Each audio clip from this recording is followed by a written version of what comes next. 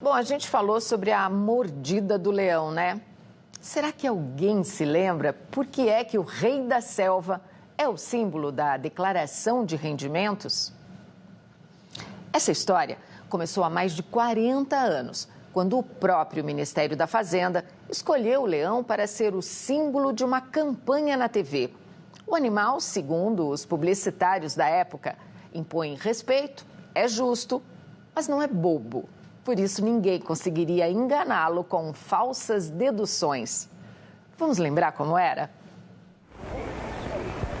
Você pode pensar que o imposto de renda está de boca, prontinho para te arrancar um pedaço. Mas não é verdade. Leia com atenção o manual de instruções. Escolha o formulário adequado. Coloque a etiqueta. Assine corretamente e entregue a sua declaração em dia. Você vai ver que o leão não quer ficar com a parte do leão.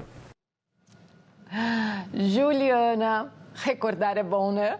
Demais, né? E é interessante porque a ideia, né, essa concepção do imposto de renda e usar o leão, inclusive, como uma figura justa, séria, que é difícil de enganar, infelizmente isso não foi acontecendo ao longo do tempo, né?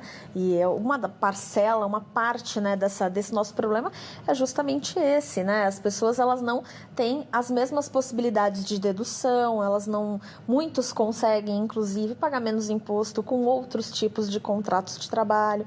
Então, uma pena como essa imagem se distorceu, né? Hoje a mordida do leão tem um significado muito diferente do que a gente queria que ela tivesse quando a gente está pensando, né, nessa imagem desse leão que foi escolhido lá atrás. E por que o leão não consegue chegar lá no alto da pirâmide?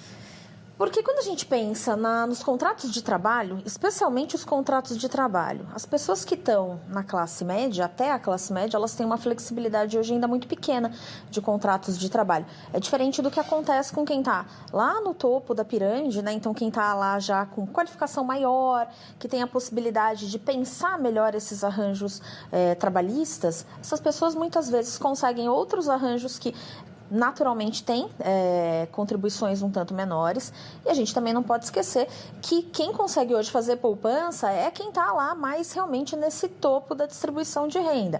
A gente está falando de uma parcela muito pequena da população, só que a gente está falando de uma população que vai fazer poupança e vai pagar um imposto extremamente baixo se pagar pelos rendimentos dessa poupança. Então isso vai aprofundando ainda mais as distribuições, as desigualdades de renda, né? E isso vai fazendo naturalmente com que a população precise cada vez mais do auxílio do governo, aumenta as necessidades de recursos públicos e aí essa roda vai girando e parece que não tem fim, né?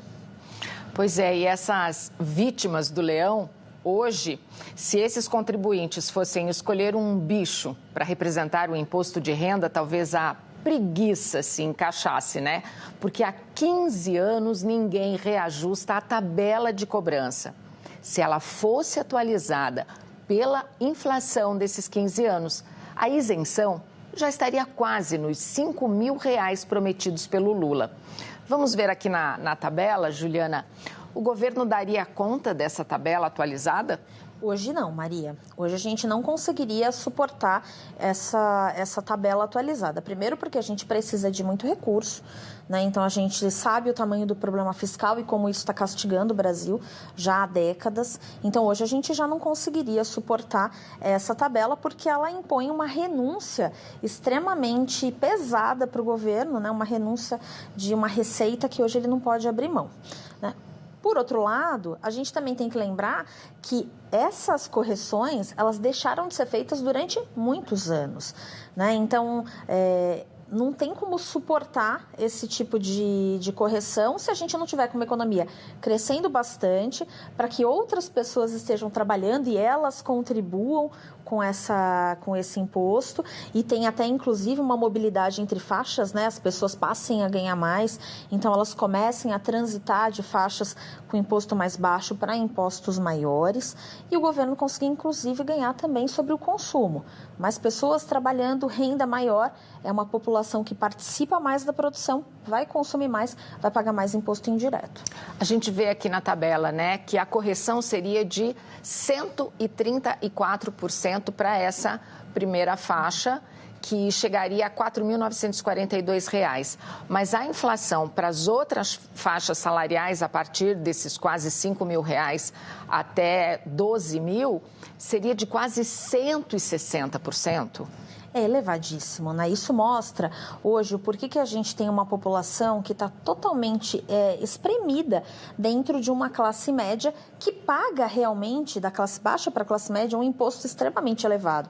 Porque hoje você não precisa ser considerado rico, como as pessoas gostam de dizer, para conseguir para pagar um imposto muito alto, né? Hoje pagar um imposto de renda alto não é mais um sinônimo de que você ganha muito bem, que você está super bem colocado, então você está pagando o imposto justamente porque a sua renda é alta. Na verdade, hoje o imposto é alto, inclusive para aquelas pessoas que ganham poucos salários mínimos, que têm custos elevadíssimos com saúde, com moradia, com educação e que estão se vendo cada vez mais apertadas porque elas estão pagando um tanto do seu salário que poderia ser, inclusive, direcionado para questões como melhorar a vida da família, pensar numa casa própria. Então, isso está fazendo com que as pessoas fiquem cada vez mais apertadas dentro dessa classe média, até essa classe média, fazendo com que as distorções aumentem. E não tem nenhuma regra que obrigue o governo a colocar essa tabela em dia? Não existe uma regra hoje que faça com que o governo tenha que atualizar.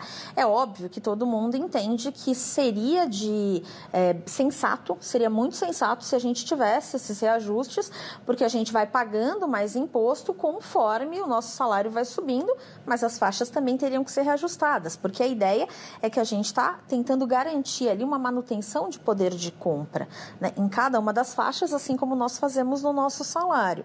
E aqui entre nós, a gente nunca consegue, inclusive, ter em situações de um país que cresce pouco, um reajuste salarial que acompanhe exatamente a inflação. Muitas categorias ficam com reajustes inferiores, né?